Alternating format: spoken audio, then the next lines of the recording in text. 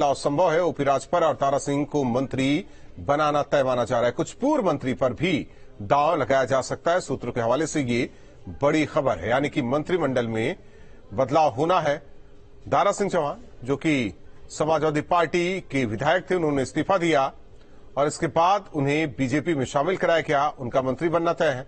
वहीं ओपी राजभर जो कि एनडीए में शामिल, उनकी पार्टी एसपी ओपी राजभर भी मंत्री बनाए जा सकते हैं। हालांकि जिस तरीके से 2017 के बाद ओपी राजभर और तारा सिंह मंत्री बनाए गए थे, ओपी राजभर ने एनडीए का साथ छोड़ा, जबकि तारा सिंह ने 2022 चुनाव से पहले बीजेपी छोड़ समाजवादी पार्टी में शामिल हुए और एक बार फिर वापसी। आलोक पांडे हमारे साथ सहयोगी जुड़े हैं। आलोक, जिस तरीके से ओपी राजभर, तारा सिंह चौहान और ये भी कहा जा रहा है कि कुछ मंत्रियों को भी जगह दी जा सकती है, पूर्व मंत्रियों को, तो ऐसे में ये पूरा आकलन किया जाएगा 24 के चुनाव को लेकर। चेहरा, जातिगत आधार, क्षेत्र, सबका बैलेंस रखा जाएगा। बिल्कुल राहुल, मैं बता दूं जिस तरीके से यहाँ ह्यूमिडिटी है, पूर्व उप मुख्यमंत्री दिनेश शर्मा कह रहे हैं कि घर पे बातचीत हो जाएगी, खड़ा होना मुश्किल हो रहा है। लेकिन राजनीतिक पारा भी उत्तर प्रदेश में कुछ इसी तरीके से बढ़ रहा है। चुनाव 24 का है, तैयारी 23 में ही शुरू हो गई है। सर एक बात बताइए, बात अब 24 की होने लगी है। जो इस तरह से राजभर गठबंधन में आ गए, दारा सिंह ने पार्टी ज्वाइन कर ली, अब मंत्रिमंडल की बात होने लगी है, विस्तार की बात होने लगी है। देखिए, राजनीति का पारा जो गर्म है ना, वो बीजेपी की कार्यकर्ताओं के उत्साह की गर्माहट है और इसमें विपक्ष का उत्साह ठंडा पड़ने वाला है, उसमें बर्फ जमने वाली है। उत्तर प्रदेश में विपक्ष नाम की चीज अब विरोध में आपको लोकसभा चुनाव आते तक दिखाई नहीं पड़ेगी और 80 की 80 सीटें बीजेपी जीतेगी, इस संकल्प के साथ ये कार्यकर्ता खड़ा हुआ है। आज माननीय लालजी टंडन जी की पुण्यतिथि है और पुण्यतिथि के अवसर पर सारे लोग यहाँ पर आए हैं और कहते हैं कि टंडन जी राजनीति के पुरोधा थे और उन्होंने, मुझे याद है कि यही कहा था कि मोदी जी एक नाम नहीं, एक आंदोलन है, एक तूफान है। मुझे आखिरी शब्द उनका मैं बता रहा हूं।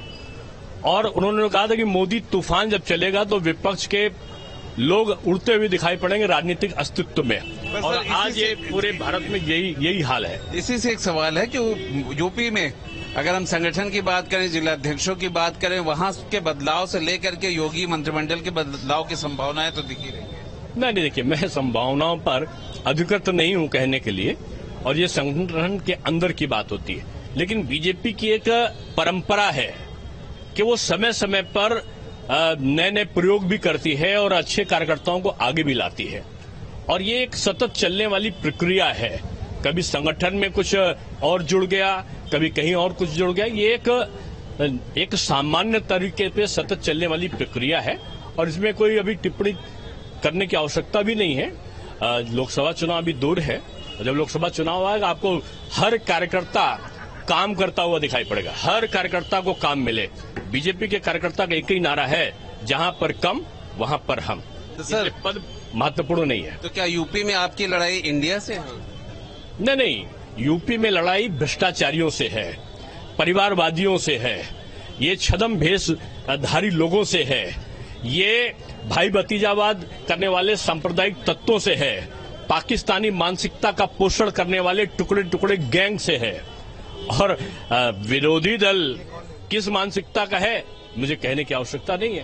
तो क्या ऐसे सब माहौल में कहा जाता है जाति महत्वपूर्ण हो जाती है, संगठन महत्वपूर्ण हो जाता है? किस तरह का बैलेंस बीजेपी में जाति का कहीं है ही नहीं। हमारा नारा ही है सबका साथ, सबका विकास, सबके लिए प्रयास और सबका विश्वास। अब तो पसमानदा मुस्लिम से लेकर सिया मुस्लिम से लेकर सारे जाति और धर्म के लोग आ रहे हैं। आजमगढ़, रामपुर, ये अल्पसंख्यक बाहुल सीट और बीजेपी जीती है। ये घबराहट है, ये सपा बसपा माकपा बकपा, कांग्रेस इधर का उधर का, जितने दल हैं ये घबराए हुए अकेला प्रतीत हो रहे हैं। बहुत धन्यवाद। हमारे साथ उप मुख्यमंत्री दिनेश शर्मा जो कि इस बात को कह रहे हैं कि अगर हम विपक्ष की बात करें तो घबराया हुआ है, और अगर मंत्रिमंडल के विस्तार की बात की जाए तो उनका कहना है कि ये ऐसे प्रश्न होते हैं जो सीधा संगठन या नेतृत्व उसका फैसला लेता है। लेकिन हम लोग जिस तरीके से ग्राउंड पे रहते हैं, ये बिल्कुल साफ है कि संसद का सत्र चल रहा है। ये माना जा रहा है कि पहले मोदी मंत्रिमंडल का विस्तार होगा, उसके बाद योगी मंत्रिमंडल का विस्तार होगा। मतलब अगस्त के महीने तक में ये नया मंत्रिमंडल आ जाएगा। बातों की अगर बात करते हैं तो राजभर उनका कैबिनेट में आना तय है। अगर हम दारा सिंह चौहान की बात करते हैं, उनका आना तय है। उसी तरीके से महेंद्र सिंह, जो कि पिछली सरकार में भी मंत्री थे, उनके भी नामों का कयास चल रहा है।